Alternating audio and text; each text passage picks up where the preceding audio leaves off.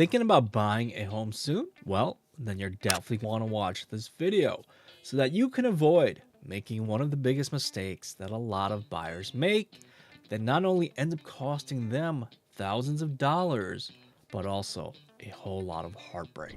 All right, before we begin, let me welcome you to the MoveSmart community channel. My name is Lor Vang. I am a licensed loan officer with Next Lending, as well as a licensed realtor with eXp Realty.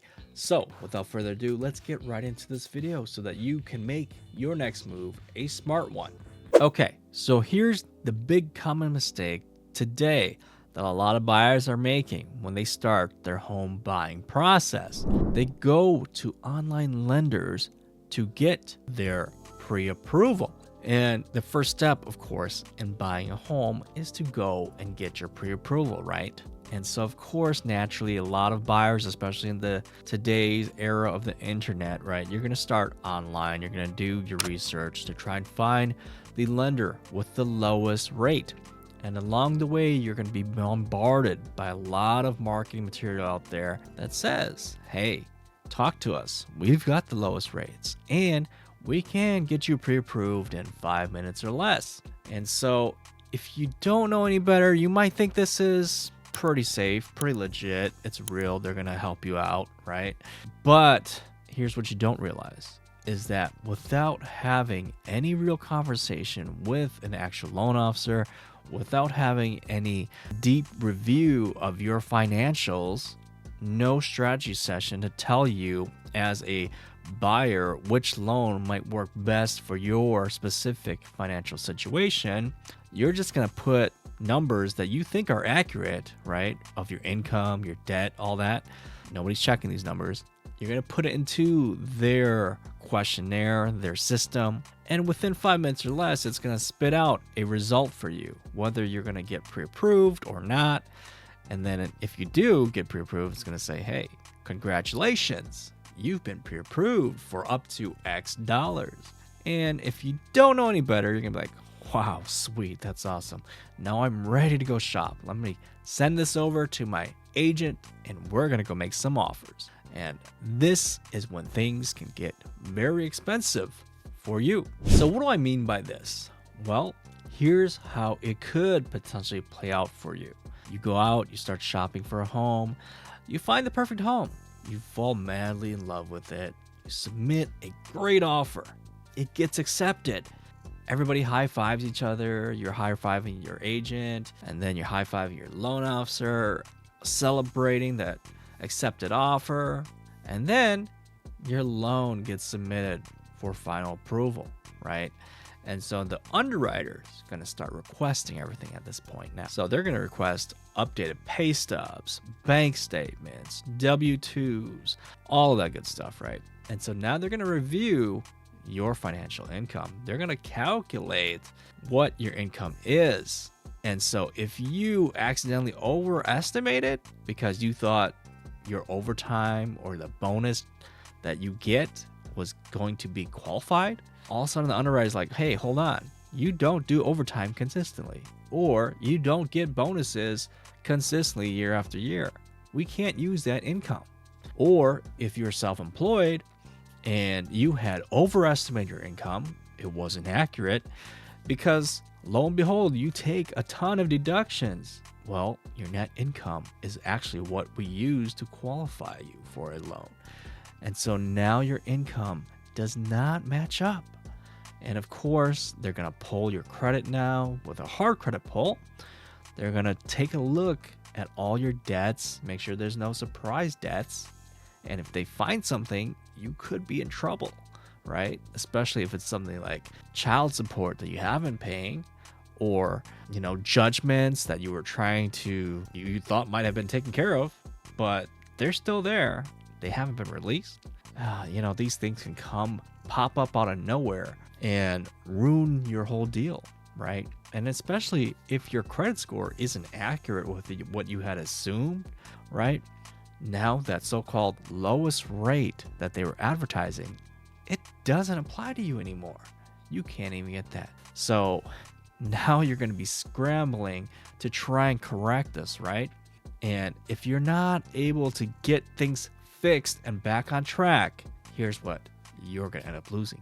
There's some expenses that you might have already paid for that you're going to lose out on that you're not going to get a refund on, such as the inspection fee, right? That can be pretty costly, anywhere from $400 to maybe $800. I don't know, depending on what the going rate is for your area or the type of property that you're buying. And then, of course, the appraisal, that could be a potential another $600, $800 or even more. And, you know, if the deal's not going to close, both of those monies are out. And then, of course, you're going to have to be in this awkward position where you're going to have to ask the seller for extension. And if they don't give it to you, you could potentially lose your earnest money deposit, which could be a significant amount. And so now, not only are you going to lose all this money, you're going to be put through an emotional roller coaster. And all of this could have been completely avoided if you had gotten pre-approved the right way. So how do you go about getting pre-approved the right way? Well, it's going to sound counterintuitive, but you really need to slow down so that you can speed up. What do I mean by this? Well, essentially, you need to avoid the instant pre-approval traps out there.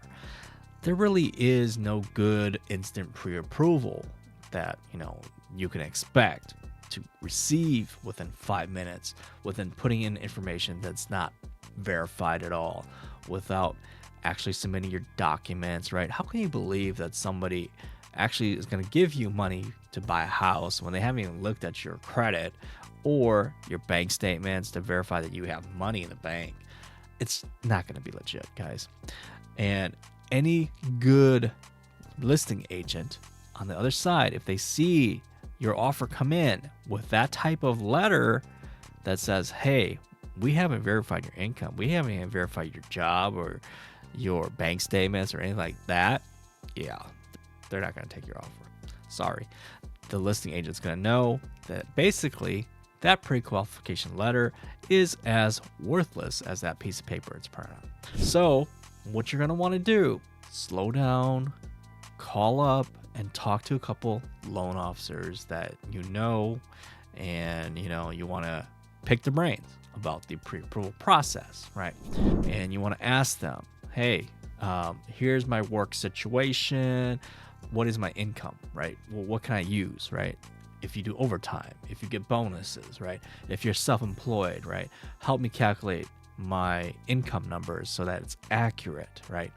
Pull my credit so that there are no surprises that pop up later, and so that we know actually what my credit score is versus what I see on my credit card app or my Credit Karma or whatever, right? Because you really want to know and with confidence what your financial portfolio looks like, right? You want to see it, that once you get the pre-approved letter provided by that lender, it's going to be solid, that you really feel confident that you're going to get that house. Because at the end of the day, that's your goal. You really want to close and get that home or that investment property, right?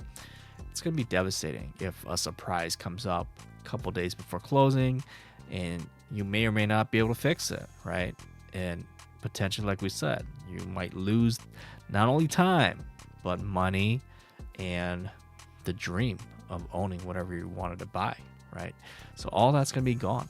Another reason why I am insisting that you as a consumer go talk to multiple loan officers, right? 2, 3, whatever that you want to, right? Because it does get exhausting to talk to more on that. But essentially, you want to build a relationship, right? Professional relationship, a level of rapport, a level of trust, right? With the loan officer that you think is going to be able to best serve you and help you accomplish your goal of buying either your home or your investment property, right? To help guide you and be that expert to find the loan program that works for you to really just deliver, right? And unfortunately, in my time as both a consumer, as a real estate agent, there have been instances where I come across loan officers who just like to tell people what they want to hear, right? They're afraid to tell the truth. And a lot of this is because they want that consumer to use them, right? They want to get paid at the end of the day, right? Whether, they're going to deliver a good quality of service or be able to accomplish the goal, they don't even know. But, they're so afraid of losing business that they're willing to just tell people whatever they want to hear so that they have the chance to get paid, right? And that is not the right way to do things. That's not, if you can't help somebody, tell them the truth, right? So like, for example, if you're a buyer and you really want to buy a $300,000 house, right? But I look at your finances and I'm like, hey, based on this, what I'm seeing, you could only qualify for 250,000, right? I'm not going to come and tell you, oh yeah, you're good for 300,000. Yeah, go and shop, go get a contract for a $300,000 house, and then we'll figure it out later. No, that is not a good strategy. That is not a good plan, right? And I've been in other situations where some loan officers might be like, oh yeah, you're good for that. Only thing is, we're gonna need to go ask the seller for some seller credit to help, cover the difference, right? So when you talk to your real estate agent, negotiate in like 25 grand of seller credit. See if they're willing to give that to you. Well, here's the reality. Depending on the market conditions, right, that is probably a mission impossible.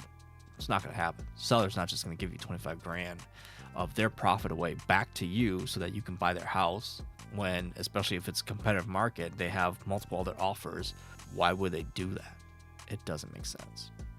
So same thing, if you're talking to a loan officer and they promise you a 5% rate, right? When you yourself, that your credit score is only in the 600s or even 500s, but they're telling you, yeah, we can get you a 5% rate. But, the average going rate right now for a person with a perfect credit score is 6%. How the heck does that make sense, right? How are they going to get you a 5% rate, right? They're just telling you exactly what you want to hear so that you go ahead and submit the application, you go through the hoops, and magically, they're going to tell you the truth eventually that, oh, wait, that 5% I promised you, we meant 6.5, we meant 7.5. This is where you really have to kind of question, right? If what the loan officer is saying is accurate, right? Does it make sense, right? And, a lot of times, like, if they're actually being helpful or if they're just trying to tell you things to go away, right? Communication is also very important. If you have questions and you call your loan officer, they don't pick up or they don't even get back to you until like 2 days, 3 days, whatever, that's a really bad sign, right? I mean, if they're not responsive to you, to your real estate agent, it's not going to be a good working relationship. So be very careful of that. Something else to be very important about or very aware of, do not fall for, as a consumer, the lowest interest rate trap, okay? Yes, being a buyer, we all, of course, want the lowest interest, but at what cost, right?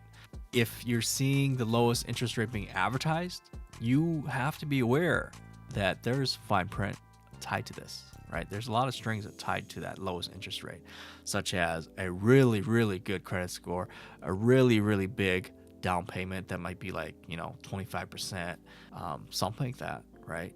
Well, guess what? If you don't meet those qualifications, you're not getting that advertised lowest rate. So on top of this, so what if somebody offers you a lower rate than another lender, right? If they can't deliver the quality of service, if they're not responsive, right? If they can't get you to the closing table, they're not the knowledgeable loan officer, they're not helpful, right? They don't pick up your calls. You really think they're going to be able to deliver for you, right? So those are some very important things to keep in mind as you're going through the pre-approval process, as you're choosing your lender. In conclusion, don't simply just go the convenient, simple route of the so-called instant pre-approval. Slow down, get pre-approved the right way so that you can move with a higher level of certainty and confidence to get you to the closing table and accomplish your real estate goals.